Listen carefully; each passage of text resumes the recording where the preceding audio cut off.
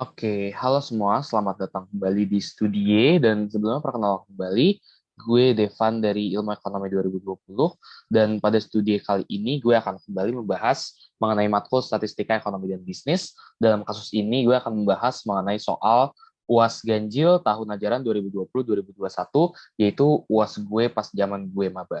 Oke, mungkin tanpa berlama-lama lagi bisa kita langsung mulai aja dari pertanyaan nomor satu.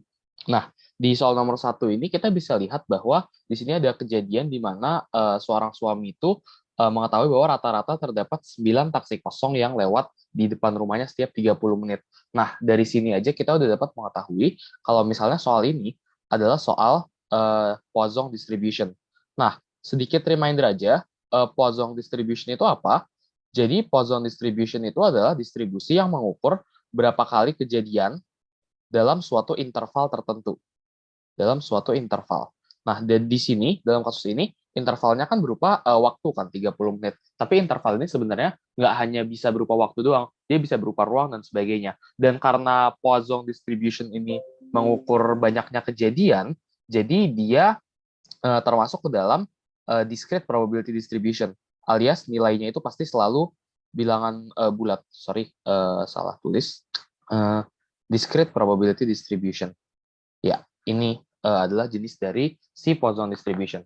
Nah, mungkin kita langsung masuk aja ke soalnya. Jadi untuk soal nomor A, berapakah probabilitas akan ada minimal 2 taksi kosong yang lewat dalam 30 menit ke depan?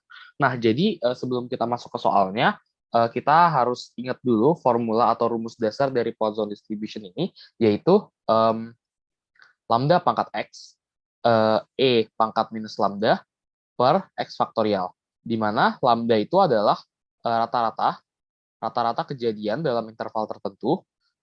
E itu adalah bilangan Euler atau konstanta Euler, dan X faktorial itu adalah berapa kali kejadiannya. X di sini yang difaktorial dan dipangkatkan ke lambda itu adalah berapa jumlah kejadiannya yang kita mau gitu. Oke. Nah, BTW ada beberapa dosen juga yang instead of pakai lambda pakai simbol mu buat rata-rata as usual. Jadi ini bisa diganti dengan simbol mu, tapi sama aja antara mu atau lambda. Oke, jadi kita langsung kerjain aja. Oke, di sini pertanyaannya adalah akan ada minimal 2 taksi kosong. Jadi kalau misalnya pertanyaannya minimal 2, kita harus bikin kejadiannya itu, ini sebenarnya logikanya kayak binomial di paruh pertama kemarin. Kalau misalnya minimal 2, artinya uh, kita mencari probability X atau jumlah kejadiannya itu lebih dari sama dengan 2. Probability X lebih dari sama dengan 2. Untuk mencari ini, karena kan kalau misalnya X lebih dari sama dengan 2 itu kan kalau kita cari terus-menerus kan dia bakal infinite kan. Maka harus kita balik. X lebih dari sama dengan 2 ini, kita balik menjadi 1 dikurang probability X kurang dari 2. Karena kan seperti yang kita tahu kalau misalnya di garis bilangan, X lebih dari sama dengan 2. Misalnya angka 2-nya di sini. Ini X lebih dari sama dengan 2. Berarti kebalikannya adalah 1, karena kan kita tahu di bawah kurva probability-nya itu areanya 1 dikurang yang di sini, dikurang yang X kurang dari 2, ya kan? Jadi kita hitung aja pakai yang 1 dikurang probability X kurang dari 2. Nah, di sini X kurang dari 2 ini tinggal kita pecah-pecah lagi berapa aja sih angka yang kurang dari 2. Di sini X sama dengan 0 dan X sama dengan 1. Itu adalah angka yang kurang dari 2. Jadi kita tahu bahwa probability-nya sama dengan 1 dikurang probability X sama dengan 0 dikurang probability X sama dengan 1. Nah, dari sini kita tinggal hitung aja nih masing-masing X sama dengan 0, X sama dengan 1 dengan rumus yang udah ada tadi. Maka kita akan dapat hasilnya adalah ini. BTW, untuk rumus ini, supaya lebih cepat bisa kalian langsung masukin pakai fungsi Poisson distribution yang ada di Excel juga ya. Nah, setelah kita dapat ini, baru kita bisa bikin probability X lebih dari sama dengan 2. Sama dengan 1 dikurang X sama dengan 0, dikurang X sama dengan 1. Sama dengan ini, 0,998766. Nah, maka probabilitas adanya minimal 2 taksi yang taksi kosong yang lewat dalam 30 menit ke depan adalah 0,998766 atau 99,87%. Nah, jangan lupa untuk menjawab soal Poisson, kalian harus nyatain intervalnya juga karena interval ini adalah identifier yang penting untuk Poisson ini. Dan di sini kita harus take note juga bahwa intervalnya 30 menit itu sama nih dengan soal. Jadi di soalnya tadi kan atau informasi yang kita tahu dari awal kan rata-rata lambdanya sama dengan 9 untuk 30 menit. Nah, di sini pertanyaannya berapa ada minimal 2 yang lewat dalam 30 menit. Jadi value dari si lambda ini Ini nggak usah kita ubah-ubah gitu. Dia bakal tetap 9. Nah, kapan si value dari lambda ini bisa berubah? Kita akan lihat di poin yang B. Nah, jadi di poin yang B, kita tahu bahwa tadi kan kita tahu bahwa rata-rata ada 9 taksi setiap 30 menit, ya kan? Kita tahu bahwa ada 9 taksi setiap 30 menit. Sekarang pertanyaannya, berapa probabilitas sang suami mendapatkan taksi kosong dalam 6 menit ke depan? Di sini intervalnya berubah. Nah, aturan di Poisson, kalau misalnya intervalnya berubah, maka si lambdanya ini akan ikut berubah. Di sini kan intervalnya jadi 6 menit. Maka lambdanya berubah menjadi 6 per 30 kali 9. Tinggal di scale aja. Ini kan 6 per 30 ya. Sekarang ini dikalikan 9. Jadi kita punya lambda yang baru adalah 1,8 taksi. Jadi rata-rata setiap 6 menit ada 1,8 taksi yang lewat gitu. Nah, terus kita harus lihat soalnya lagi. Mendapatkan taksi kosong. Mendapatkan taksi artinya dia nggak dapat taksi dong. Mendapatkan taksi artinya probability X lebih dari sama dengan 1. Ada minimal 1 aja taksi yang lewat, artinya dia dapat taksi, ya kan? Maka seperti yang tadi, ini kita tinggal balik lagi aja. Sama dengan 1 dikurang probability X kurang dari 1, sama dengan 1 dikurang probability X sama dengan 0. Alias 1 dikurang probability dia nggak dapat taksi. Karena di luar dia nggak dapat taksi, pasti dia dapat taksi gitu, ya kan? Nah, maka kita tinggal masukin aja ke rumusnya nih. Probability X sama dengan 0, masukin ke rumus yang tadi, tapi kita jangan lupa pakai lambda yang baru ya, karena kan kita udah pindah interval nih dari 30 menit ke 6 menit. Jadi kita punya 1,8 pangkat 0 dikali E pangkat min 1,8 per 0 faktorial, sama dengan ini, 0,1653. Nah, maka tinggal dikurangin nih, probability X lebih dari sama dengan 1, sama dengan 1 dikurang 0,1653, sama dengan 0,8347. Maka probabilitas mendapatkan taksi kosong dalam waktu 6 menit tersebut adalah 83,47%. Itu untuk pertanyaan yang B, yang kedua. Nah, terus kita akan lanjut ke pertanyaan yang nomor C nih. Apakah terdapat perbedaan dalam penghitungan probabilitas jika sang suami menunggu di awal periode 30 menit atau di tengah periode 30 menit tersebut? Nah, jawabannya adalah tidak ada. Kenapa tidak ada perbedaan penghitungan? Ini sebenarnya soal yang lumayan teori ya, jadi kalian harus siap-siap pahamin aja semua konsep yang ada di soal UAS nanti, kalau misalnya ada pertanyaan kayak gini. Nah, tapi hal ini dikarenakan dalam distribusi Poisson, kita kan punya suatu interval ya. Nah, setiap kejadian dalam setiap interval waktu ini, dia saling independen atau tidak saling mempengaruhi, dan probabilitasnya hanya ditentukan oleh si min tadi, atau si lambda atau si mu. Nah, jadi satu-satunya yang menentukan tuh adalah ini gitu loh. Nah, maka pengamatan pada awal atau tengah periode 30 menit tersebut, dia akan menghasilkan probabilitas yang sama, karena durasinya sama-sama aja gitu. Misalnya kayak kita nunggu di 5 menit awal, kita nunggu di 5 menit yang akhir, atau kita nunggu di 5 menit yang tengah-tengah, itu akan sama aja karena rumusnya tetap sama, rumusnya nggak berubah ya kan. Jadi di sini yang perlu ditekankan adalah setiap kejadiannya itu bersifat independen. Jadi antara dia di tengah, di awal, di akhir itu nggak ada pengaruhnya. Itu untuk soal yang nomor C. Wait. Oke, jadi kita bakal lanjut ke poin yang terakhir, yaitu soal nomor D. Berapa probabilitas sang suami harus menunggu antara 6 sampai 10 menit untuk mendapatkan taksi kosong? Nah, jadi sebenarnya soal yang lumayan susah. Kayaknya dulu kebanyakan angkatan gue tuh salah juga di soal ini, termasuk gue sendiri. Tapi, dan sebenarnya soal ini tuh juga kayak open question gitu loh. Ini tergantung interpretasi dosen kalian masing-masing. Jadi kalau misalnya kalian mau, kalian bisa coba tanyain aja soal ini ke dosen kalian, tapi gue akan jawab berdasarkan interpretasi dosen gue yang menurut gue juga interpretasi yang paling benar. Nah, jadi kita harus lihat dulu nih soalnya. Sang suami harus menunggu antara 6 sampai 10 menit untuk mendapatkan taksi kosong. Jadi kalau misalnya kita graph, kita bikin kayak semacam diagram dia nunggu gitu. Misalnya ini dari 0 menit, ini 10 menit ya. Ini dari 0 sampai 10 menit, terus di tengah-tengah sini ada 6 menit, ya kan? Nah, jadi gimana bisa ada suatu kejadian di mana dia harus menunggu antara 6 sampai 10 menit. Artinya adalah di 6 menit pertama dia menunggu, itu dia nggak dapat taksi sama sekali, karena dia nggak dapat taksi di 0 sampai 6 menit, dia dapatnya di 6 sampai 10 kan. Jadi dari 0 sampai 6 menit, dia mendapatkan 0 taksi, atau X sama dengan 0. Sementara di 6 sampai 10 menit, dia mendapatkan taksi. Kan dia mendapatkan taksi kosong di 6 sampai 10 menit kan. Berarti ini X lebih dari sama dengan 1. Ini dia mendapatkan taksi gitu. Nah, jadi untuk menghitung ini kan istilahnya kalau kita balik ke konsep dasar probability, ini adalah dua event yang beruntun gitu, berurutan ya kan. Let's say ini adalah probability dari event A, di mana dia tidak mendapatkan taksi sama sekali selama 6 menit pertama, dan ini adalah probability dari event B, di mana dia mendapatkan taksi nih di 6-10 menit. Maka kita harus ngitung masing-masing probability-nya dulu, baru nanti probability-nya kita kalikan untuk kita mendapat berapa probability dia harus menunggu 6-10 menit itu. Oke, kita mulai dari yang pertama. Yang pertama ini sebenarnya cukup gampang, berapa probability dia tidak mendapatkan taksi selama 6 menit menunggu. Nah, kalau misalnya intervalnya sama dengan 6 menit, kita kan tahu tadi, kita udah hitung juga bahwa lambdanya itu sama dengan 1,8, ya kan? Nah, karena lambda 1,8, kita tinggal masukin ke rumus yang tadi nih. Kalau misalnya probability X sama dengan 0, ini untuk event A ya, BTW kita pisah aja di sini untuk ngebedain event A dan B, itu sama dengan lambda pangkat X, E pangkat minus lambda per X faktorial. Nah, jadi X-nya tinggal diganti dengan 0, lambda diganti dengan 1,8. Maka kita dapat hasilnya nanti adalah 0,1653. Ini 0,1653 adalah probability dia tidak dapat taksi selama 6 menit. Nah, sekarang kita balik ke event B. Sekarang yang event B, berapa probability X lebih dari sama dengan 1. Nah, karena ini lebih dari, kita tinggal balik dulu. Ini sama dengan 1 dikurang probability X kurang dari 1. Atau ini sama aja dengan X sama dengan 0. Ya kan? X kurang dari 1 kan cuma ada 0 yang kurang dari 1. Maka kita hitung dulu nih, berapa probability X sama dengan 0. Nah, tapi sebelumnya, kita harus tahu intervalnya. Intervalnya kan sekarang antara 6-10 menit kan. Seperti di soal sebelumnya, nggak ada perbedaan, kita mau observe di awal, di tengah, atau di akhir periode. 6-10 menit itu intervalnya adalah 4 menit.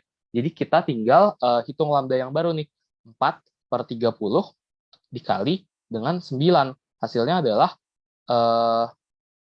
1,2 kalau nggak salah ya. 1,2. Hasilnya adalah 1,2. Jadi 1,2 ini adalah lambda yang baru nih, karena kan kita intervalnya cuma 4 menit dari 6-10 menit. Nah, sekarang kita tinggal masukin nih, probability X sama dengan 0, itu sama dengan masukin tadi lambda pangkat X, E pangkat minus lambda per X faktorial. Nah, ini tinggal diganti lambdanya 1,2 dan X-nya diganti 0. Maka kita dapat hasilnya nanti adalah 0,3012. 0,3012. Nah, tapi ini kan probability X sama dengan 0-nya kan. Untuk dapat probability X lebih dari sama dengan 1, maka kita harus kurangin nih. Probability X lebih dari sama dengan 1, sama dengan 1 dikurang 0,3012 sama dengan 0,6988. Nah, jadi kita udah punya dua probability-nya nih. Ini adalah probability dari event A, dan ini adalah probability dari event B. Nah, cara untuk kita mendapatkan final probability-nya adalah kita harus kalikan nih. Ini kan istilahnya dia event ini terjadi bersamaan kan. Dia menunggu dan nggak dapat taksi selama 6 menit, kemudian dia akan dapat taksi antara 6-10 menit. Jadi probability-nya adalah probability A dikali dengan probability B, yaitu 0,1653 kita kalikan dengan 0,6988. Dan hasilnya adalah sekitar 0,1155 atau 11,55%. Jadi ini adalah probability si suami harus menunggu 6-10 menit untuk mendapatkan taksi kosong gitu. Jadi mungkin ini agak complicated konsepnya, tapi mungkin kalian bisa coba pahamin dulu sama refer back ke original konsep dari probability. Oke, mungkin itu aja dari gue untuk soal nomor 1 ini, dan next kita bakal ketemu lagi di soal nomor 2. Oke, berikutnya kita bakal lanjut ke membahas soal nomor 2. Nah, jadi sebenarnya soal nomor 2 ini bisa dibilang kayak semacam trick question gitu sih. Karena soalnya kelihatan ribet, padahal sebenarnya nggak seribet itu. Jadi mungkin gue bakal kasih waktu sebentar buat kalian yang mau pause dulu videonya dan baca baik-baik dulu soalnya. Oke, kalau udah mungkin gue akan terangin. Jadi sebenarnya di soal ini yang perlu kalian perhatiin adalah ini tuh angkanya tuh sebenarnya nggak sesulit itu. Di sini kan kita punya dua variabel untuk distribusi normal ya, yaitu mean atau mu dan standard deviation atau sigma. Nah, di sini kita bisa lihat bahwa mu-nya rata-ratanya adalah 5 dikali 10 pangkat 10. Jadi sebenarnya 10 pangkat 10 per 0,5 ml itu dia cuma satuan doang gitu loh. Dia bukan berarti kayak angka yang harus lo perhatiin, tapi dia cuma satuan doang. Mungkin gue pindahin ke bawah aja biar lebih jelas. Jadi di sini mu-nya itu adalah 5 dikali 10 pangkat 10 per 0,5 ml ya kan. Nah, tapi 10 pangkat 10 per 0,5 ml ini cuma satuan. Jadi sebenarnya bisa kalian ignore aja. Dan standard deviation-nya adalah 0,85 dengan satuan yang sama ya, kali 10 pangkat 10 per 0,5 ml. Tapi sebenarnya itu bisa di-ignore. Jadi ini sebenarnya soal normal distribution biasa dengan mu-nya sama dengan 5 dan sigma-nya itu 0,85. Nah, terus di sini mungkin di soal nomor 2 ini yang mau gue tekankan adalah kalian harus bisa ngebedain mana yang dia merupakan normal distribution populasi atau normal distribution biasa dan mana yang merupakan sampling distribution.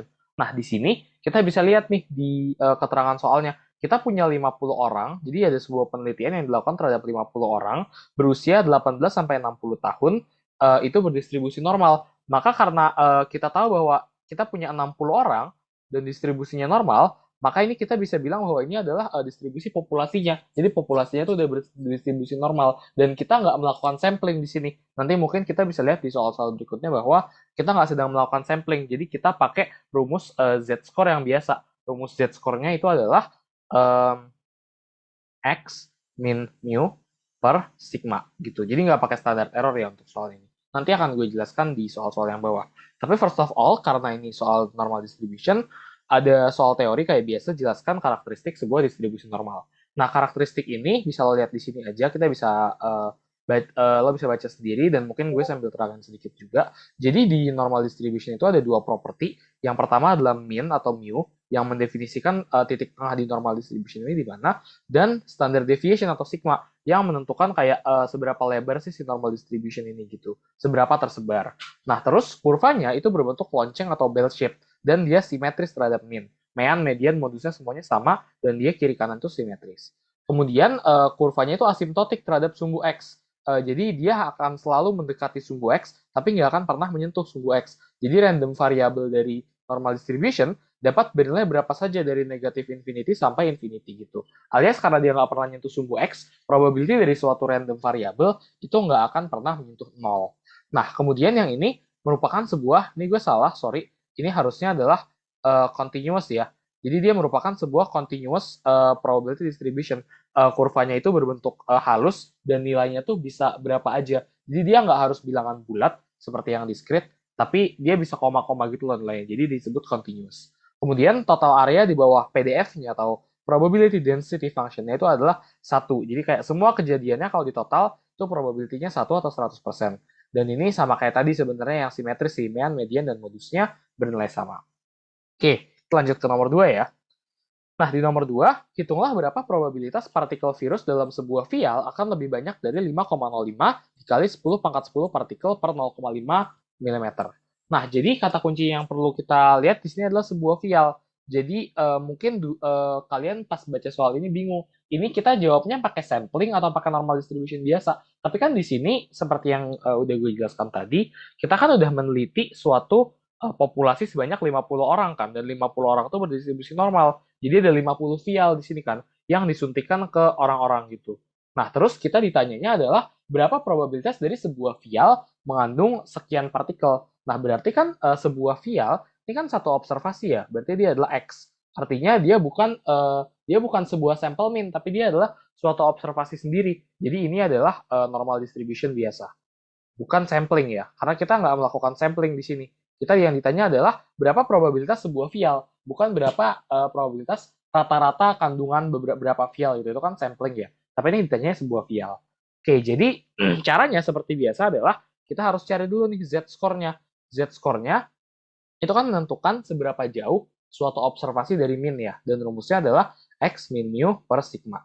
Nah, di sini kalian tinggal masukin nih 5,05 kurang 5. Nah, ini gue nulis kali 10 pangkat 10-nya, terus dicoret gitu. Tapi sebenarnya kalau kalian mau nggak tulis juga nggak apa-apa. Nah, kalian akan dapat segini. Atau waktu itu gue buletin jadi segini, karena untuk ngerjain soal ini, kalau nggak salah gue pakai Z table. Tapi intinya kita bisa dibulatkan. Kalau nggak mau dibuletin, kalian bisa aja sih nyari ini pakai Excel gitu. Nah, terus untuk probability-nya kan lebih banyak kan, pertanyaan lebih banyak.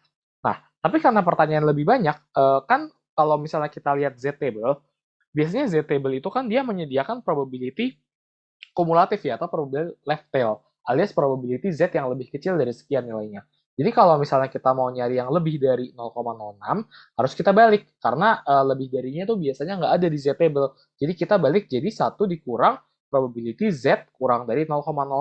Karena tadi semua area di bawah kurva itu totalnya 1 kan. Maka ini kalau kita cari di Z-table, hasilnya adalah ini. Atau kita masukin ke Excel, hasilnya ini. 1 dikurang 0,52392 sama dengan ini, 0,47608. Nah, sehingga probabilitas suatu vial mengandung lebih dari 5,05 kali 10 pangkat 10 partikel itu adalah 0,47608 atau 47,6%. Kurang lebih ini kayak gini. Ini kan tadi mu-nya itu 5 kan. Nah, 5,05 kan kurang lebih di sini nih. Ini 5,05. Maka probability-nya sebesar segini. Ini adalah 47,6%. Gitu. Terus kita akan lanjut ke yang nomor C. Hitunglah berapa probabilitas sebuah vial mengandung partikel virus sebanyak 4,95 hingga 5,05 per 0,5 mm cairan. Nah, kalau misalnya ditanyanya range kayak gini, caranya tuh kayak gini. Kita harus, sebenarnya cara ini kayak kita bayangin dulu aja kurva normal distribution-nya. Ini kan mu-nya ya, ini 5. Tadi ini 5. Nah, pertanyaannya adalah antara 5,05 dan 4,95, ya kan? Berapa probabilitas suatu vial mengandung partikel 4,95 hingga 5,05? Berarti areanya itu yang di tengah-tengah mereka ini, ya kan? Cara ngitungnya adalah kita hitung yang kurang dari 5,05 dulu, terus kita kurangin nih dengan yang kurang dari 4,95. Maka kita akan dapat area ini kan. Area ini sama dengan area yang di tengah gitu. Jadi kita hitung dua-duanya. Nah, kita kan tadi udah dapat nih Z-score dari si 5,05. Itu adalah 0,06. Nah, untuk yang 4,95, kita tinggal cari aja Z-score-nya sama kayak tadi, atau kita bisa tinggal balik dari 5,05. Karena kan jaraknya sama-sama 0,05 dari min ya. Ini sama kan jaraknya nih ke sini dan ke sini. Maka ini sebenarnya bisa kita langsung negatifin. Jadi minus 0,06 gitu untuk Z-score-nya si 4,95. Nah, di sini ini pakai cara yang gue jelasin tadi. Jadi kan probability kalau misalnya X-nya antara 4,95 dan 5,05 sama aja dengan probability Z-nya antara minus 0,06 dan 0,06. Makanya kita bikin probability Z kurang dari 0,06 dikurang probability Z kurang dari minus 0,06. Hasilnya adalah ini, 0,04784. Nah, sehingga suatu probabilitas suatu vial itu mengandung range-nya antara segini, 4,95 sampai 5,05, adalah 4,78%. Gitu. Untuk yang C. Nah, yang terakhir, ini soalnya sedikit lebih konseptual dari yang tadi. Berapakah banyaknya kandungan partikel virus dalam vial yang merupakan batas terendah dari 5% vial-vial yang mempunyai kandungan partikel virus terbanyak? Nah, maksud soal ini adalah, kita baca dulu ya soalnya. Jadi pertanyaannya adalah, batas terendah dari 5% vial dengan kandungan terbanyak. Sorry, gue salah dulu gambarnya. Nah, oke, kayak gini lah ya, oke. Nah, sekarang kita harus identify dulu nih, 5% kandungan vial terbanyak, kita kurang lebih gambar areanya di sinilah. Kita kasih garis, ini arsirannya, ini 5% terbanyak, dan ini berarti kalau 5% terbanyak, ya berarti probability-nya sama dengan 0,05, ya kan? Karena kan dia 5%. Nah, 5% terbanyak itu berarti probability ada observasi yang lebih dari si nilai batas ini, atau probability X lebih besar dari X itu adalah 0,05 gitu. Nah, maka sekarang kalau misalnya kita tahu probability-nya, kita nggak bisa langsung nyari X-nya, tapi kita bisa nyari Z-score-nya dulu. Nah, jadi kalau misalnya probability Z-score-nya itu adalah 0,05, maka Z-nya itu berapa. Nah, ini kita bisa cari nih, seperti biasa, karena ini lebih dari, kita balik dulu jadi kurang dari. Kalau dia dibikin jadi kurang dari, maka dia kan jadinya 0,95 kan. Maka kita dapat Z-nya adalah 1,645. Jadi, Z-score terendah, atau batas terendahnya ini, itu Z-nya adalah 1,645, batas terendah dari 5% vial terbanyak. Gitu. Nah, tapi kita kan yang ditanya bukan Z-score-nya, tapi kandungan partikelnya kan. Maka dari Z-score ini kita harus ubah jadi X. Tadi kan kita tahu bahwa Z sama dengan X min mu per sigma, ya kan? Maka X, kalau misalnya ini kita kali silang, X sama dengan mu ditambah Z dikali sigma. Gitu. Maka ini kita tinggal masukin nih. Masukin ini pakai XI sama dengan mu tambah ZI kali sigma. Maka X-nya kan adalah X-nya kita nggak tahu nih. Kita tahu mu dan Z-nya kan, dan sigma. Mu-nya tadi 5, kemudian Z-nya adalah 1,645, dan untuk sigma-nya adalah 0,85. Ini tinggal kita kalikan hasilnya ini. Nah, kalau misalnya aku bikin kayak gini, ini kan ditanya kandungan. Jadi jangan lupa pakai kesimpulan dan satuannya ya, kalau untuk soal yang ini. Maka batas terendah dari 5% vial terbanyak itu adalah 6,39825 dikali 10 pangkat 10 partikel per 0,5 mm. Nah, oke, kurang lebih itu sih untuk nomor 2. Mungkin habis ini kita langsung lanjut aja ke soal nomor 3. Oke, jadi di soal nomor 3 ini sebenarnya soal yang sangat mirip dengan soal sebelumnya, cuma bedanya satu. Ini adalah sampling. Jadi pertanyaan di soal nomor 3 ini, kita udah membahas soal yang namanya sampling distribution dan central limit theorem. Nah, dari mana kita tahu bahwa ini ngebahas sampling distribution? Coba kita baca dulu soalnya. Produsen ban menyatakan bahwa jenis ban tertentu memiliki usia pakai rata-rata 60.000 mil. Jika masa pakai ban terdistribusi secara normal dengan deviasi standar 3.500 mil. Nah, jadi sekarang kita tahu standar deviation adalah 3.500 dan mu atau rata-rata usia pakai bannya populasinya adalah 60.000. Nah, tapi kita nggak tahu nih populasinya berapa. Populasinya banyak banget. Karena pasti perusahaan tuh memproduksi ban terus-menerus kan sepanjang perusahaan tuh beroperasi. Nah, dan ini juga kita bisa lihat dari soal-soal berikutnya. Kita lihat nih, tentukan probabilitas ban bertahan minimal sekian jika Anda membeli 25 ban. Nah, kita kan membeli 25 ban. Dengan kita membeli 25 ban ini, kita kan udah melakukan sampling kan. Kita mengambil rata-rata dari 25 ban yang kita beli atau sampel ban yang kita beli gitu. Kita bisa lihat juga di yang bawah-bawah uh, membeli 49 ban. Jadi di sini ini juga sampling ya. Ini juga kita melakukan sampling, maka ini adalah sampling distribution. Dan ketika kita membahas sampling distribution, rumusnya karena ada error dalam sampling, kita pakai rumus yang ini. Z sama dengan X min mu per sigma per akar N. Dan sigma per akar N ini adalah yang disebut sebagai standard error. Ini kenapa pakai akar N? Karena itu untuk mengoffset error yang terjadi dalam sampling. Nah, oke, sekarang kita mulai kerjain dari nomor satu, yang bagian A aja ya. Tentukan probabilitas bahwa rata-rata usia pakai ban minimal 57.000 mil jika Anda membeli 25 ban. Nah, jadi tadi kan kita tahu nih, mu-nya 60.000, sigmanya 3.500. Nah, terus ada suatu hal yang perlu dicatat di sini. Masa pakai ban terdistribusi secara normal, alias kita tahu bahwa populasinya itu berdistribusi normal kan. Maka distribusi sampelnya itu akan selalu normal, nggak peduli ukurannya berapa. Tapi kalau misalnya populasinya ini tidak normal, maka ada kriteria supaya dia memenuhi central limit theorem atau sampling distribution berdistribusi normal. Jangan lupa kriterianya adalah N harus lebih besar dari 30. Jumlah sampelnya harus lebih besar dari 30. Oke, kita masuk ke poin A. Jadi di poin A ini kan kita tahu bahwa N-nya sama dengan 25 kan. Dan X-barnya atau rata-rata sampel kita itu adalah 57.000 mil. Kita pengen tahu nih kalau misalnya 57.000 mil, itu Z-nya berapa? Jadi kita masukin dulu aja. Z-nya adalah X-bar min mu per sigma per akar N. Ini BTW X-bar ya, karena kan kita ngomongin sampling distribution ya di sini.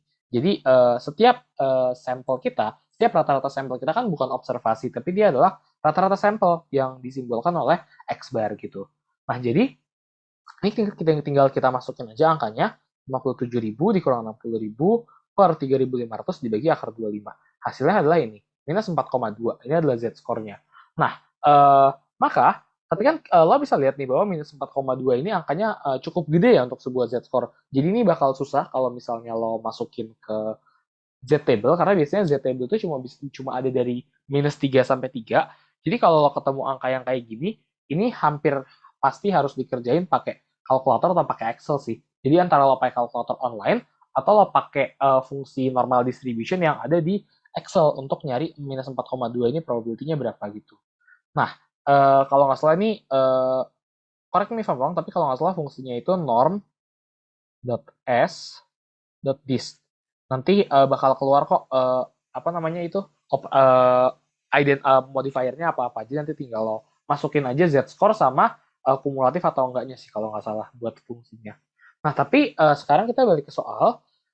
Nah, ini kan kita harus cari tahu minimal 57.000 mil. Maka probability X bar lebih dari 57.000. Ya kan? Maka X bar lebih dari 57.000 artinya Z lebih dari minus 4,2 kan? Maka 1 dikurang probability Z kurang dari minus 4,2. Ini kenapa kita balik? Karena biasanya kalkulator-kalkulator buat Z-score itu juga dia memberikan probability yang kumulatif left tail atau kumulatif ke arah kiri. Maka kita dapat hasilnya adalah ini, 0,9999865. Maka probabilitas rata-rata usia pakai dari 25 bulan itu adalah minimal 57.000 mil adalah 0,9998665 atau 99,99%. Gitu. Itu untuk yang nomor A. Nah, terus yang nomor B, ini sebenarnya kelanjutan yang simpel dari nomor A. Kita cuma disuruh bikin bidang arsirnya untuk menjelaskan poin A dan berilah penjelasan.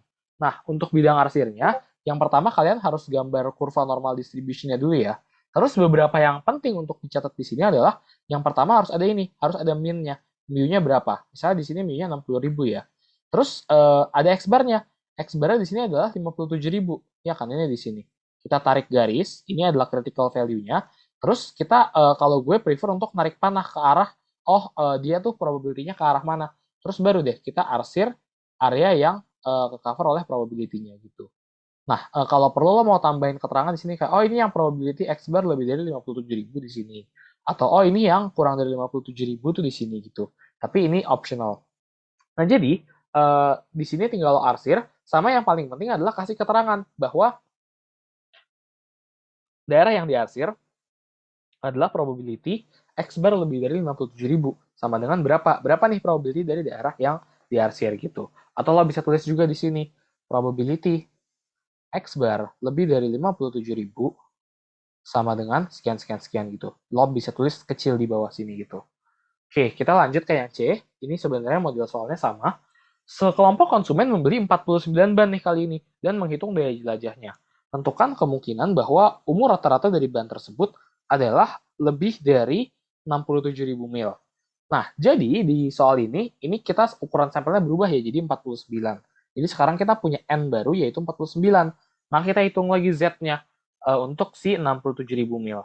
Z-nya adalah 67.000 dikurang 60.000 per 3.500 bagi akar 49, hasilnya adalah 14. Nah, ini sebenarnya gede banget ya Z-score-nya, agak aneh kalau dilihat. Cuma karena emang jawabannya kayak gini, kebetulan buat ujian ini, jadi gue akan lanjut kerjain aja.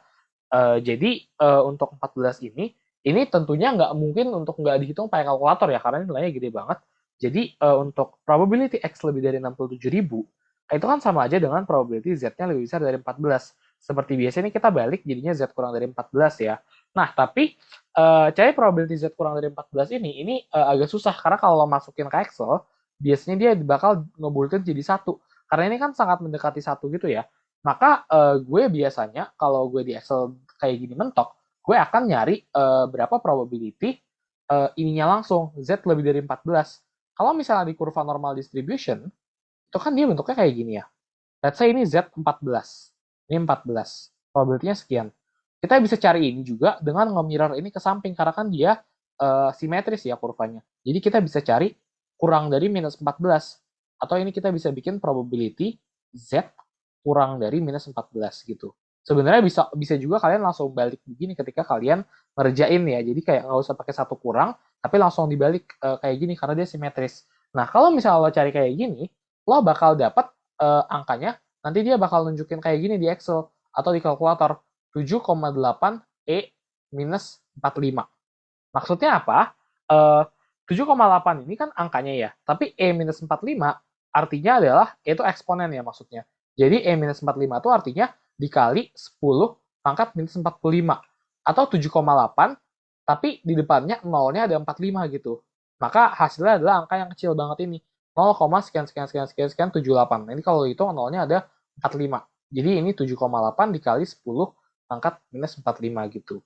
Kayaknya ini emang kesalahan dari pembuat soalnya gitu, gue nggak tahu juga. Tapi emang hasilnya segini sih setelah dihitung, dan kayaknya kebanyakan dosen juga setuju kalau emang hasil perhitungannya kayak gini.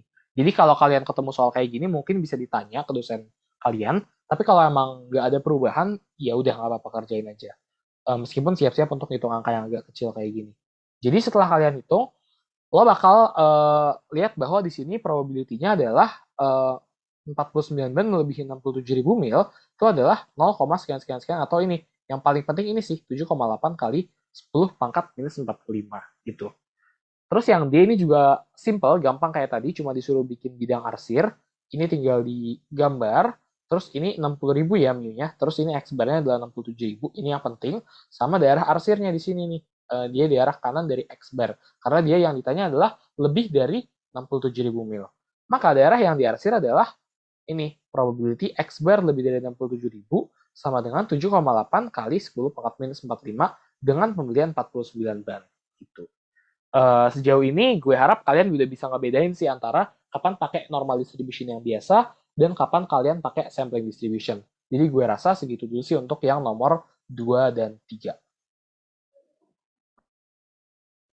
Oke, selanjutnya kita bakal lanjut ke soal nomor 4. Nah, jadi di soal nomor 4 ini kita bisa lihat bahwa pembuat survei ini kayak di soal nomor 4 ini kan kayak semacam survei gitu ya. Nah, dia tuh mengukur berapa sih mahasiswa yang menyukai atau tidak menyukai perkuliahan daring. Mungkin bisa kita lihat dulu ini soalnya. Jadi selama pandemi COVID-19 kan hampir semua perkuliahan di Universitas ABC dilakukan secara daring.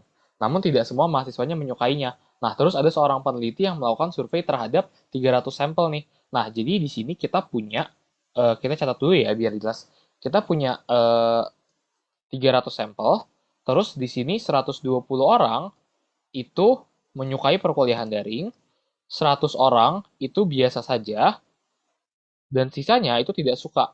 Nah, berarti kita harus hitung dulu nih, yang tidak suka ada berapa? Tidak suka berarti 300 dikurang 120 dikurang 100. Jadinya 80 yang tidak suka. Nah, terus pertanyaannya di sini adalah kita harus bikin interval keyakinan atau confidence interval. Ini confidence interval ya.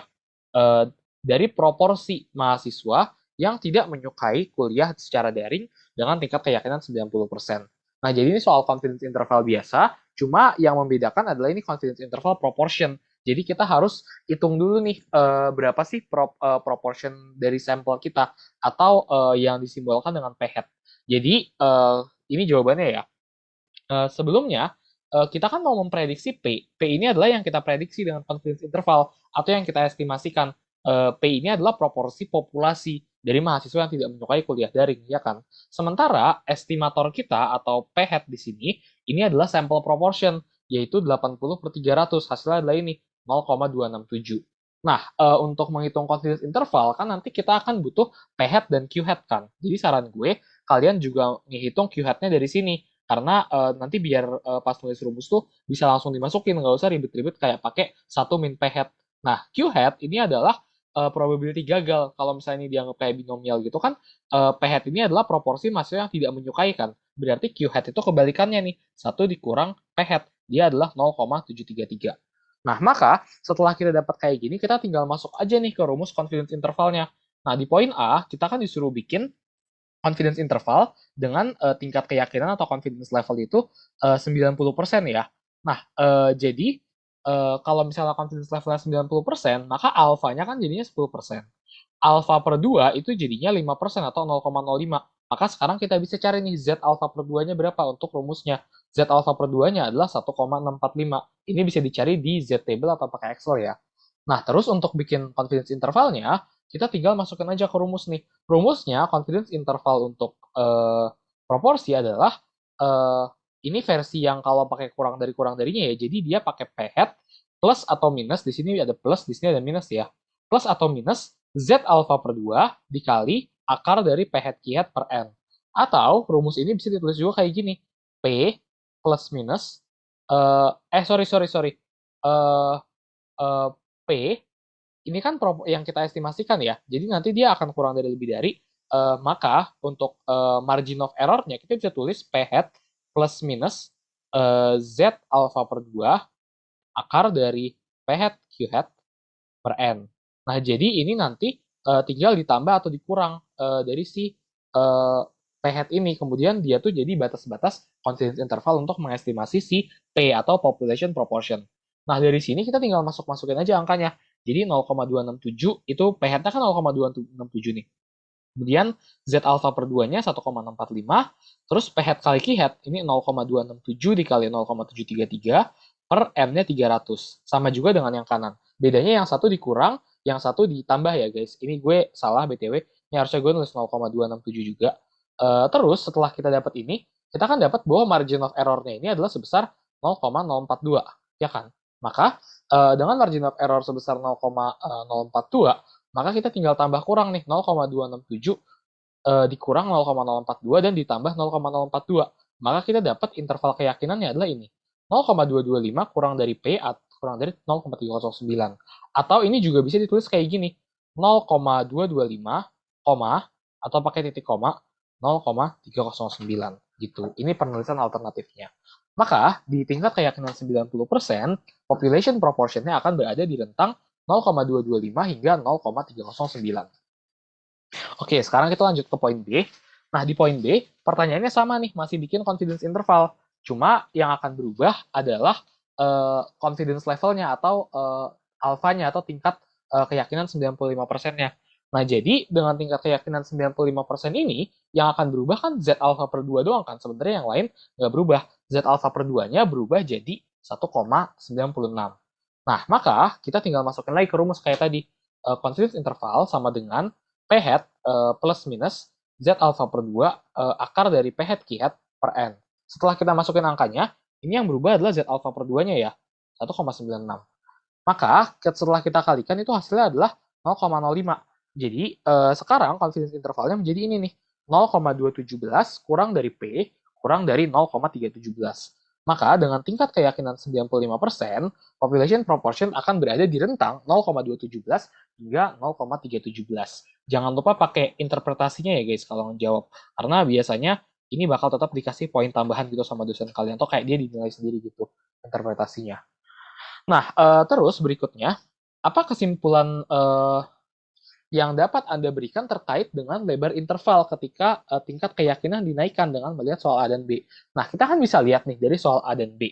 Di sini variabel-variabel lainnya nggak berubah, kayak oh dia nggak melakukan sampling ulang, proporsinya tetap sama, tapi yang berubah adalah confidence levelnya atau tingkat keyakinannya. Jadi dengan confidence level 90%, interval dia kan segini kan, 0,225 sampai 0,309. Tapi dengan tingkat keyakinan 95%, intervalnya makin lebar nih, jadinya 0,217 sampai 0,317. Artinya, dengan semakin tingginya confidence level, maka intervalnya itu juga akan semakin besar. Nah, kenapa? Karena lebar intervalnya itu adalah 2 kali margin of error. Jadi, kayak kalau misalnya tadi confidence interval kita misalnya segini nih. Ini kan P populasi yang kita prediksi kan di sini. Ini yang plus, ini yang minus gitu misalnya. Nah, ini kan margin of error kan, atau E. Di sini gue tulis pakai E aja ya. Margin of error kan adalah plus Z alpha per 2 sigma per akar N ini kan.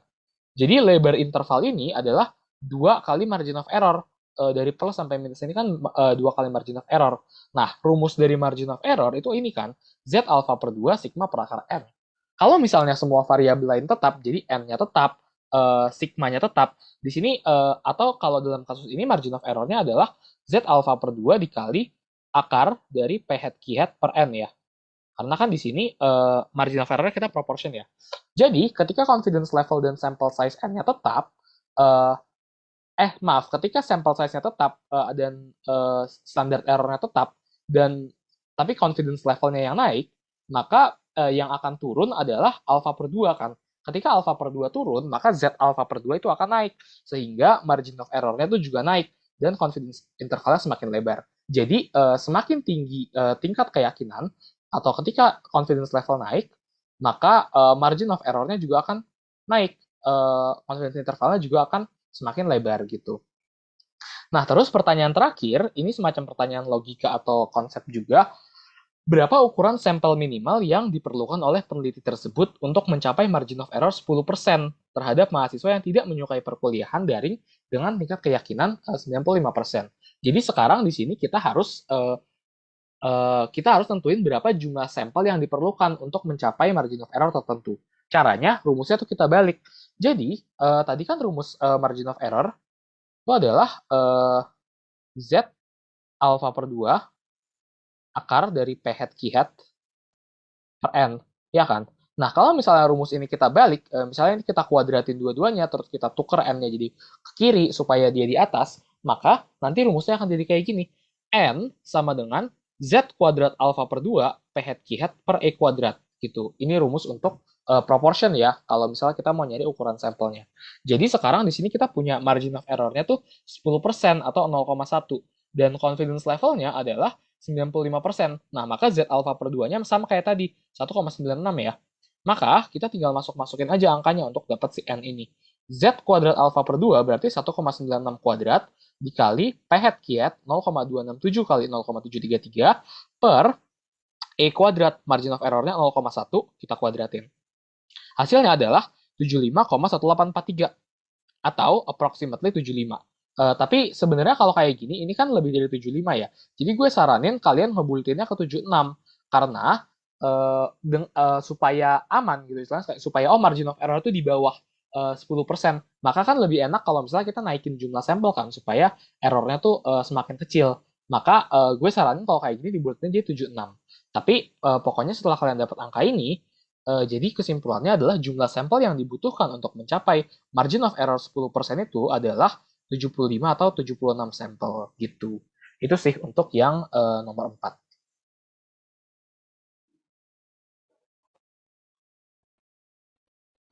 Oke, berikutnya kita akan lanjut ke nomor 5. Jadi nomor 5 ini adalah soal yang cukup panjang karena dia adalah soal yang membahas mengenai hypothesis testing ya. Jadi untuk soal kayak gini, gue sarankan kita baca dulu soalnya baik-baik. Jadi, pemilik suatu perusahaan menyatakan bahwa pengeluaran rata-rata per bulan untuk perlindungan dari infeksi virus corona itu lebih dari 325.000. Jadi, pernyataan suatu perusahaan itu pengeluarannya lebih dari 325.000. Catat ini baik-baik ya, nanti akan gue bring up lagi. Nah, kemudian untuk menguji pernyataan pemilik perusahaan tersebut, take note di sini menguji pernyataan pemilik perusahaan, suatu studi dilakukan terhadap suatu sampel dari pegawainya yang dipilih secara acak. Pengeluaran untuk perlindungan itu disajikan dalam tabel di bawah ini. Nah, selalu kalau misalnya kalian ketemu data mentah kayak gini, masukin ke Excel dan olah pakai descriptive statistics. Jadi supaya nanti kalian bisa langsung lihat, oh ini rata-ratanya berapa, atau kayak oh variansnya berapa kalau diperlukan gitu. Nah, terus sekarang kita mulai masuk ke soalnya. Yang A, untuk menguji pernyataan pemilik perusahaan tersebut, asumsi apa yang diperlukan terkait dengan distribusi pengeluaran untuk perlindungan dari infeksi virus corona para pegawai di perusahaannya. Nah, sebelumnya sorry ini jawaban gue agak burem mungkin, tapi sambil gue bacain aja. Jadi, asumsi yang diperlukan di sini maksudnya adalah asumsi dalam sampling atau asumsi dari sampling distribution. Nah, kalau misalnya kita lihat di sini, sampel kita kan ini jumlahnya ada 15 ya, ini 3, ini ke bawahnya 5, jadi 15. Sampelnya, ukuran sampelnya kecil, kemudian kita juga nggak tahu standard deviation atau sigma dari populasinya kan. Kita nggak tahu sigma populasinya berapa. Jadi kita tahunya adalah S atau sample variance yang nanti bisa kita hitung dari data ini. Kemudian di sini juga nggak ada keterangan bahwa populasinya itu berdistribusi normal kan. Maka asumsi yang kita pakai adalah dalam kasus ini samplingnya atau sampling distributionnya itu akan mengikuti student stay distribution. Jadi dia bukan ngikutin Z distribution ya, tapi dia akan ngikuti T distribution. Ini karena yang pertama standar deviasi dari populasi atau sigma itu tidak diketahui kan. Dan jumlah sampelnya juga kecil. N kurang dari 30. Ini sampel kita cuma 15. Nah, student T distribution ini apa? Ini gue jelasin aja ya karena kan di sini takutnya di soal tuh bakal diminta jelasin juga. Student T distribution itu adalah distribusi yang mirip dengan normal distribution, namun ekornya lebih lebar karena dibatasi oleh degrees of freedom. Jadi itu anggapannya gini, misalnya nih normal distribution itu kan kayak gini ya kurang lebih kurvanya. Nih, kayak bell shape gitu kan. Kalau T distribution, dia tuh lebih lebar, lebih landai gitu kayak gini kurang lebih. Jadi dia sebenarnya masih satu keluarga dengan normal distribution, cuma yang membedakannya adalah degrees of freedom atau DF. Semakin tinggi DF-nya, maka dia akan semakin mendekati normal distribution gitu. Nah, ciri-cirinya yang pertama sama kayak normal distribution, didefinisikan oleh mean dan sample standard deviation ya. Bedanya ini pakai S, sample standard deviation, karena kita nggak punya sigma. Kemudian kurvanya simetris dan berbentuk bell shape, ini juga sama, bell shaped curve simetris. Standard errornya, jangan lupa karena ini sampling, standard errornya adalah X bar min mu per S per akar N. Kemudian, besarnya degrees of freedom adalah N min 1. Jadi DF ini sama dengan N min 1. Dan semakin besar degrees of freedom, maka distribusinya semakin mendekati normal distribution. Gitu. Nah, setelah kita tahu bahwa ini diolah dengan T distribution, kita akan lanjut ke soal berikutnya ya. Nyatakan hipotesis nol dan alternatif untuk menguji pernyataan pemilik perusahaan tersebut. Nah, ini adalah bagian yang banyak orang bingung karena nentuin hipotesis itu kadang-kadang nggak di state secara eksplisit nih oleh soalnya. Tapi kata kuncinya adalah menguji. Jadi aturannya adalah apa yang diuji itu adalah alternatif hipotesis. Jadi H1 atau HA itu adalah apa yang diuji. Di kasus ini, yang diuji itu kan pernyataan pemilik perusahaan ya. Dan pernyataan pemilik perusahaan itu menyatakan bahwa rata-rata pengeluarannya itu lebih dari 325.000. Maka di sini kita tinggal bikin nih, H1 atau HA-nya adalah mu lebih dari 325.000 gitu. Sementara untuk H0-nya gimana? Kita tinggal balik aja dari H1. Jadi sebenarnya kalau kalian masih ingat materi semester paruh lalu, antara H0 dan H1 ini dalam pengujian sederhana kayak gini, itu dia harus mutually exclusive dan exhaustive. Alias kayak area yang tidak di-cover oleh H1, itu adalah area H0. Jadi kalau misalnya H1-nya adalah lebih dari 325.000, H0-nya adalah kebalikannya, atau mu kurang dari sama dengan 325.000.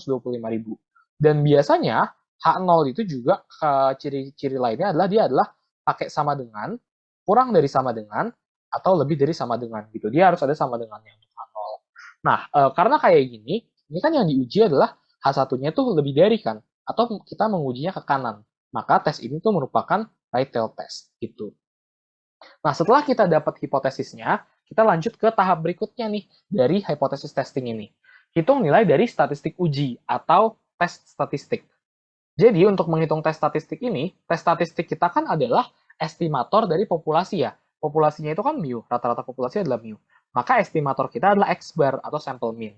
Dan untuk estimator terhadap sigma, karena kan kita nggak tahu sigmanya juga ya, estimator kita adalah S atau sample standard deviation. Maka kita harus hitung dulu nih X bar dan S-nya dari data ini. Maka rata-rata sampelnya ini gue tulis di sini buat formalitas aja, tapi nanti hitungnya pakai Excel aja nggak apa-apa. Ini adalah 349.000. Sementara standard deviation dari sampelnya adalah ini pakai rumus akar dari sigma xi min x bar kuadrat per n min 1. Jangan lupa ini n min 1 ya, karena ini sampel. Jadi dia adalah 52.345. Jadi setelah kita udah dapat dua data ini, baru kita bisa ngitung nih tes tes statistik. Nah, tes statistiknya, BTW kayaknya gue agak salah dikit di atas deh. Ini bukan standar error adalah X bar min mu per S per akar N. Ini T skornya maksudnya. T statistiknya adalah X bar min mu per S per akar N. Dan standar errornya itu adalah S per akar N gitu. Sorry. Nah, gue lanjut aja. Nah, sekarang kita akan hitung tes statistiknya atau testarnya. Testarnya adalah X bar min mu per S per akar N. Kita tinggal masukin aja. X barnya 349, mu-nya 325, S-nya 52345, dan akar N, N-nya jumlah sampel kita adalah 15. Nah, jadi tes statistik kita adalah 1,776 dengan degrees of freedom sebesar N-1. Dengan degrees of freedom sebesar N-1. Di sini kan N-nya 15, jadi 15 min 1 adalah 14. Biasanya ini juga ditulis dengan TDF gitu. Atau kalau misalnya untuk critical value, dia pakai T alpha DF. Atau T alpha per 2 DF gitu. DF-nya itu menandakan degrees of freedom. Jadi kalau misalnya kayak gini, gue langsung sambil lanjut ke yang poin D ya. Pada taraf kenyataan 5%, atau di sini taraf kenyataannya berarti significance ya. Significance atau alpha 5%. Tentukan nilai kritis atau critical value. Apa kesimpulannya? Nah, jadi sekarang kita tentuin critical value-nya ya. Nah, critical value-nya adalah T alpha DF atau T 0,05 DF-nya adalah 14. Kita tinggal cari aja di T-table, T kritikalnya kita dapat ini 1,7613. Nah, sekarang cara untuk menentukan acceptance atau rejection region dan kesimpulan untuk hipotesisnya, kita harus bandingkan nih T statistik dan T kritikal. Nah, untuk right tail test, kalau misalnya T statistik lebih besar dari T kritikal, ini ke kanan ya, jangan lupa. Jadi dia harus melewati supaya decision-nya adalah reject H0. Jadi kalau dia melewati tes statistik, ini kan ke kanan ya. Jadi kalau ke kanan itu melewatinya adalah tes statistik lebih besar dari T critical, reject H0. Kalau ke kiri, dia melewatinya berarti tes statistik kurang dari T critical. Supaya lebih jelas, kita bisa gambar nih di sini nih bagannya. Jadi dia melewati kan, dia ada di luar si T critical ini. Ini kan kita mengujinya ke arah kanan ya, jangan lupa. Maka keputusannya adalah reject H0. Sementara kalau misalnya T statistik lebih kecil dari T critical, keputusannya adalah do not reject H0.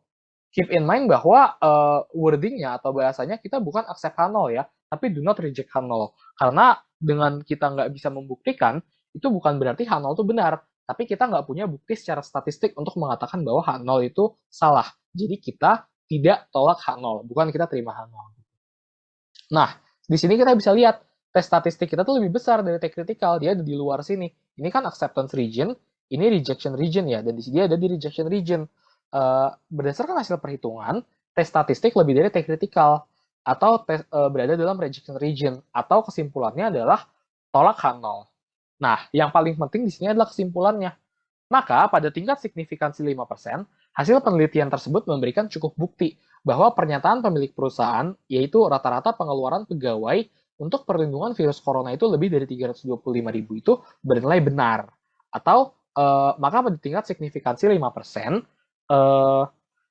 rata-rata pegawai perusahaan, rata-rata pengeluaran pegawai perusahaan itu lebih dari 325.000 rupiah. Itu untuk interpretasinya. Nah, karena soal nomor 5 ini langsung nyambung sama soal nomor 6, jadi mungkin gue akan langsung lanjut aja ke soal nomor 6.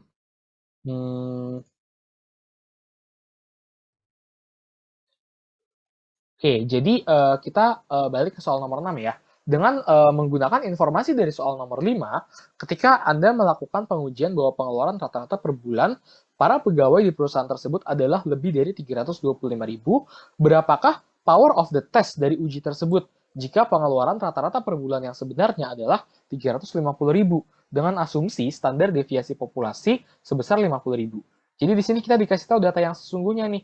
Mu-nya itu adalah 350.000 dan deviasi standar populasi atau sigma itu adalah 50.000. Jadi di sini pertanyaannya adalah power of the test kan.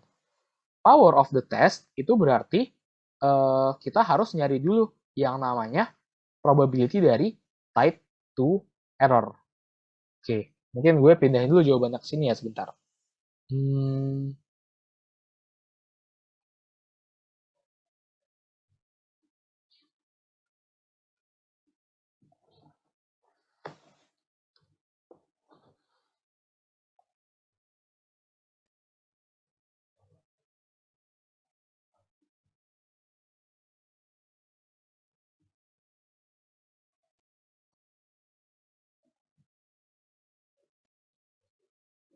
Oke, sorry. Jadi sekarang kita lanjut aja ya. Nah, jadi kita ketahui di soal ini bahwa uh, mu alternatif atau mu yang aslinya itu mu A, di sini gue simbolkan dengan mu A aja ya. Diketahui mu A-nya sama dengan 350.000 dan sigmanya adalah 50.000. Nah, di sini karena sigmanya ini kita udah tahu, maka kita bisa pakai normal distribution dong ya kan? Karena kan di sini kita dari populasi ya, kita bisa menggunakan normal distribution. Nah, terus sekarang kita hitung Z value-nya, Z critical-nya. Nah, Z critical-nya adalah Z 0,05 dong berarti. Karena kan di sini kita hitung informasi dari soal nomor 5 kan, ketika kita melakukan pengujian, yaitu di tingkat 95%. Maka Z 0,05 itu adalah 1,645. Nah, sebelumnya kita kan mau nyari probability type 2 error. Mungkin gua akan refresh sedikit ya, type 2 error itu apa. Jadi, type 2 error itu terjadi ketika kita mereject H0 sorry, kebalik. Type 2 error itu terjadi apabila kita do not reject H0, padahal H0 salah. Jadi yang harus terjadi supaya type 2 error ini memungkinkan adalah H0-nya tuh salah. Nah, pertanyaannya adalah berapa sih probability kita kalau misalnya H0-nya salah, kita nggak menolaknya, kita do not reject H0 gitu. Sebaliknya, kalau misalnya power of the test, power of the test itu adalah probability kita reject H0 dan H0 salah. Jadi dua kasus ini, type 2 error dan probability dari power of the test, itu dari kondisi yang sama ya, kondisinya adalah H0-nya itu salah. Jadi tergantung kita reject atau do not reject gitu. Nah, jadi kalau misalnya gue gambarkan di bagannya itu kayak gini. Misalnya, ini adalah distribusi dari sampling kita nih. Sampling kita tuh menghasilkan distribusi kayak gini. Ya kan? Terus misalnya critical value dari sampel kita tuh di sini nih. Ini kan berarti reject kan? Ini reject, ini do not reject.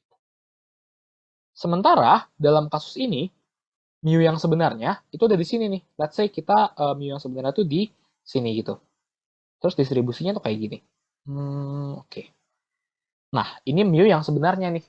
Maka, gimana cara kita tahu bahwa kita itu power of the test-nya berapa atau probability type to error-nya berapa? Kita harus mengubah, ini kan critical value kita ya tadi, critical value di sampling. Ini yang sampling, ini yang sebenarnya ya.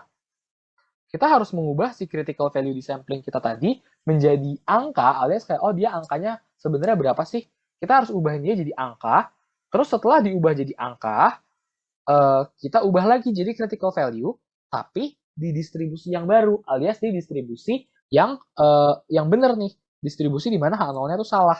Maka di sini kemungkinan ketika kita reject H0 itu kan ada di sini kan jadinya sekarang. Ini adalah reject dan ini adalah do not reject. Maka area yang di sebelah kanan ini yang reject H0 dan H0 salah, ini adalah power of the test. Atau 1 dikurang beta.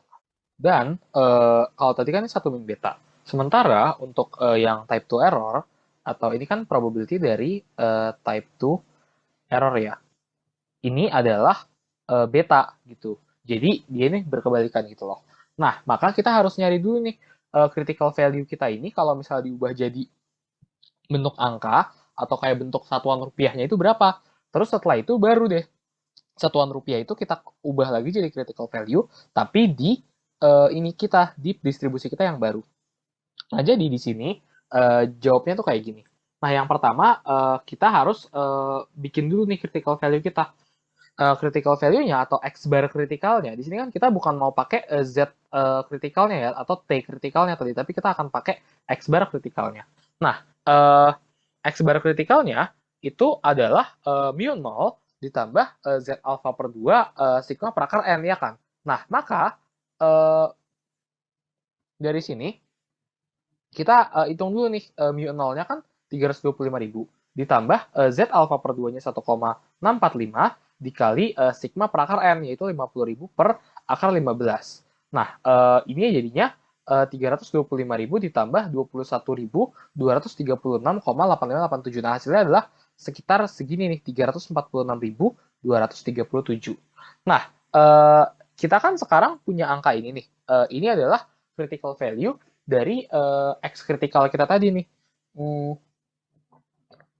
Terus baru deh, ini adalah critical value dari tes kita tadi, ini harus kita ubah ke Z-score yang sekarang nih. Z-score di distribusi yang benar. Nah, Z-score rumusnya kan adalah X bar min mu per sigma per akar N kan.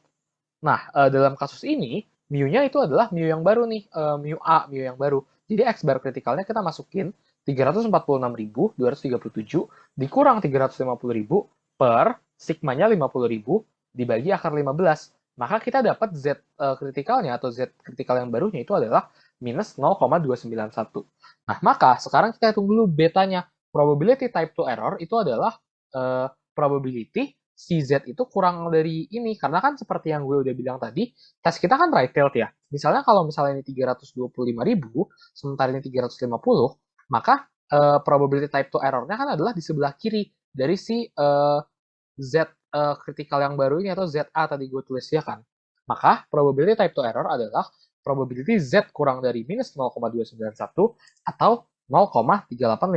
Jadi probability type 2 error-nya adalah 38,55%. Sementara power of the test-nya adalah 1 minus beta atau 1 dikurang 0,3855, yaitu ini 0,015. 6145. Gitu untuk ngitung power of the test.